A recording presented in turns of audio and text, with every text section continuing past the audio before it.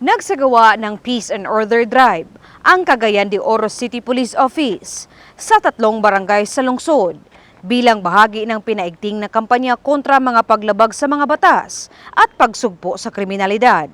Unang tinungo ng mga pulis ang Barangay 17, sinundan ng Barangay 18 at Barangay Konsolasyon. Sa isinagawang operasyon, umabot sa 12 individual ang nasita dahil sa pag-inom ng alak sa pampublikong lugar, paglalakad ng walang suot na pang-itaas, at iba pang paglabag sa umiiral na ordinansa ng lungsod. Ako kay katabang sa ato community nga baw na nga ang uban pod nga mga residente dili pa aware ani nga mga balaod mo na nga kini usa ka information and education campaign labaw na itong ga-violate ani nga city ordinance na dili di pwede magbasta-basta focus sa mga public places, bawal na mag-inom in public places.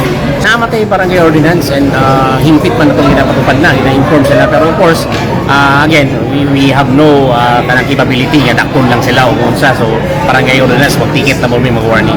So, much better po itong naay-police yun as kay makita nila and maka-warning po mo, tinud-anay gilin. So, isinuko rin sa mga otoridad ang isang caliber 38 na revolver at agad na dinala sa Police Station 1 para sa wastong dokumentasyon. Ang operasyon ay sinagawa ng mga tauhan ng Cagayan de Oro City Police Office, katuwang ang Task Force Oro at ang Regulatory Compliance Board ng lungsod bilang bahagi ng patuloy ng pagpapatupad ng Peace and Order Drive upang higit na paigtingin ang disiplina, maiwasan ang krimen at mapanatili ang kapayapaan at kaayusan sa mga barangay ng Cagayan de Oro City. Mula dito sa inyong higalang pulis, Regional Office 10 Public Information Office.